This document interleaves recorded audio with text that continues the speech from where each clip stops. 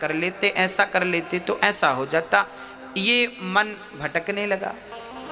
आपका मन जरूरत से ज्यादा भटकने लगता है, अधिक भटकता है आपका मन। अब मन को शांत कैसे करें? बोले मन को शांत करने के हम उपाय बता रहे हैं। मन को शांत करने के कुछ उपाय हैं। पहला उपाय, अधिक से अधिक भगवान की कथाएं सुनिए। मैया जी आप बताइए, अभी आपको यहां बैठे लगभग 1.5 घंटा हो गया। वैसे तो 1.5 घंटे हो गए, फिर भी हम 1 घंटा मान लें। आपको यहां बैठे लगभग 1 घंटे हो गए। अब आप बताओ, इस 1 घंटा में क्या आप में से किसी का भी मन भटका? आप अपनी बात करिए और प्रत्यक्ष बात करिए, सबूत के साथ बात करिए, प्रमाण के साथ बात करिए। आप यहां 1 घंटे से बैठे हैं, इस 1 घंटे में आप में से किसी का मन भटका? हाँ या ना? नहीं भटका? तो देखिए, ये बात, इस बात का सबूत है कि भगवान की कथा यदि हम नित्य सुनना शुरू करें तो मन का भटकाव धीरे धीरे समाप्त हो जाएगा। मन का भटकना मिटेगा तो भगवान की कथा से मिटेगा। ये पहली बात। अब प्रश्न दूसरा, अब कथाएं रोज रोज तो होंगी नहीं, तो फिर क्या करेंगे? बोले जब कथाएं हों तो कथाएं सुने, और जब कथाएं ना हों तो कीर्तन करें। बैठ जाएं घर में, मंदिर में, कहीं भी, और कीर्तन करें। श्री कृष्ण गोविंद हरे मुरारी, हे नाथ नारायण बा, श्रीमन नारायण नारायण नारायण। हाँ, कीर्तन करिए। श्रीमन नारायण नारायण नारायण, श्रीमन नारायण। पहली बात है कथा सुनिए, और दूसरी बात कीर्तन करिए। काम करते रहना और नाम जपते रहना।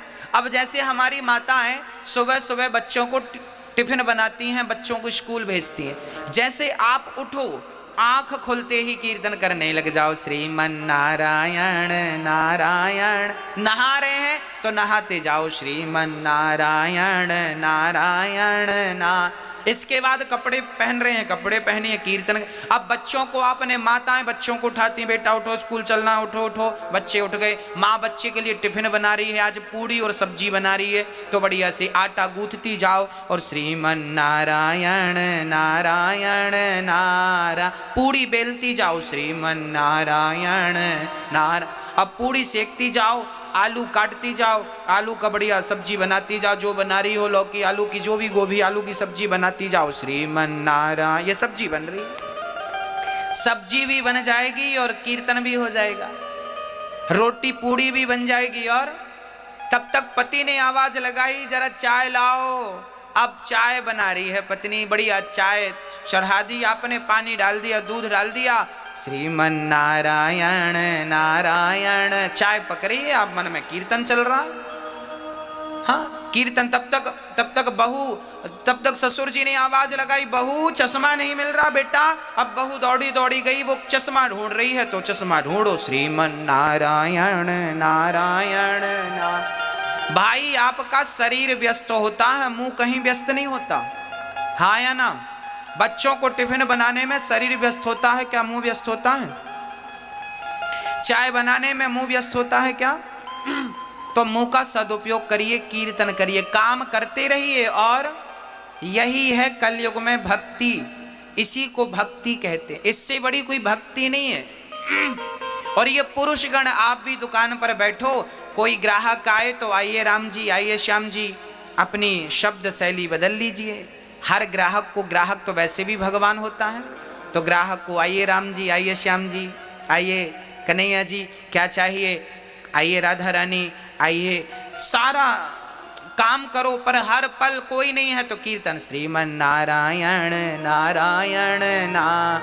किसान लोग खेती कर रहे हैं, कुदाड़ी फावड़ा चला रहे हैं, ट्रैक्टर चला रहे हैं, बुवाई कटाई जुताई जो कर रहे हो सब करो, पर काम करते समय, ट्रैक्टर चलाते समय आपका मुंह व्यस्त होता है क्या?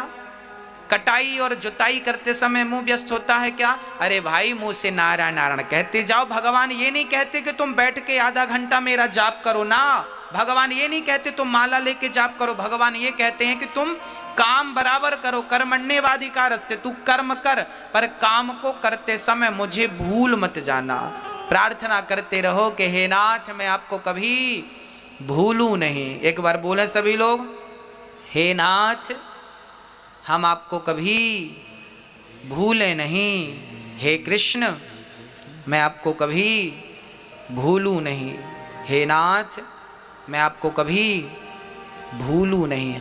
हर हाल में भगवान का चिंतन करते रहिए, उन्हें भूलिए मत। बस आदत बुरी सुधार लो, हो गया भजन। यही तो भजन है, अलग से कुछ करना नहीं है आपको। तो मन को वश में करने के हमने कितने उपाय बताए, बताइए आप। मैया जी, ओ मैया, ओ मेरी माँ, कितने उपाय बताए हमने, बताओ। मन को वश में करने के कितने उपाय बताए, कौन कौन से? मैया आप बताओ कौन कौन से उपाय बताए। मैया आप बताओ, आप आगे बैठियो, सबसे आगे आप बताइए कौन कौन से उपाय बताए। हाँ आप ही बताइए। पहला उपाय क्या था? नहीं सुना आपने? नहीं सुना? नहीं सुना आपने? कौन सा बताइए। मैया आप बताइए, आप चश्मा लगाए बैठी हैं, दूसरा उपाय बताइए। बताइए क्या बताया हमने, दूसरा क्या उपाय बताया मन को वश में करने का? हाँ लो, तुरंत का तुरंत याद नहीं है, घर जाके पता नहीं क्या याद रहेगा। इसलिए कहते हैं बात को जरा ध्यान से सुनिए, मन को पूर्ण रूप से लगाइए, है ना।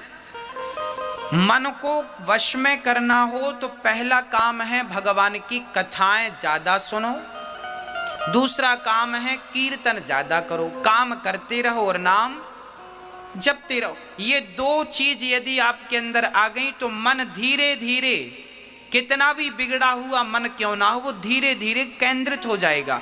और याद रखना मेरी माँ, जिस दिन मन बिल्कुल शांत हो गया उस दिन, उसके दूसरे दिन नहीं, उसी दिन परमात्मा की प्राप्ति आपको हो जाएगी।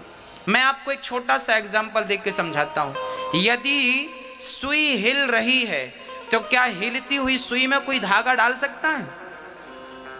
कहो हाँ या ना। नहीं, धागा डालने के लिए सुई को क्या करना पड़ेगा? स्थिर करना पड़ेगा। सुई स्थिर है तो उसमें धागा आसानी से चला जाएगा। उसी प्रकार मन जिस दिन स्थिर हो जाएगा उस दिन परमात्मा आसानी से आपके मन मंदिर में प्रवेश कर जाएगा। मन तो स्थिर हो, मन ही स्थिर नहीं है। मन की गति है अटपटी, झटपट लखे न कोय, और मन की जब खटपट मिटे तो झटपट दर्शन होए। मन के हारे हार है, मन के जीते जीत, और मन ही मिलावत राम से, मन ही करत फजीत। सारी गति मन की ही है। मन, गीता में लिखा है मन एव मनुष्याणाम बंधनम मोक्ष कारणम। ये मन ही बंधन का कारण है और मन ही मोक्ष का कारण है। मैया जी, बंधन का कारण क्या है? मन। और मोक्ष का कारण क्या है? मन। ये मन ही बांधता है और ये मन ही मुक्त करता है। अब आप कहेंगे महाराज जी मन बांधता भी और मुक्त करता, ये कैसे? देखिए, चाबी ताले की एक ही होती है।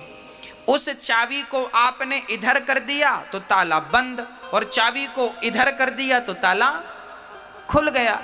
बस मन को इधर लगाया, मन को इधर लगाया, पत्नी में, पति में, बच्चों में, परिवार में, मन को इधर लगाया तो बंधन है, और मन को उधर लगा दिया परमात्मा में तो मोक्ष है। यही तो बंधन है, यही तो मुक्ति है। ये मन ही चाबी है।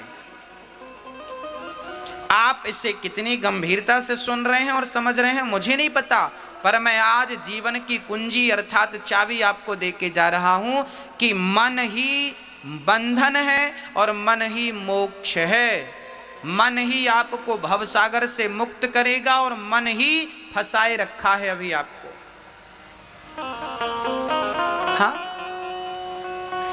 आपको छत में जाना हो तो कैसे जाते हैं आप लोग? सीढ़ी से।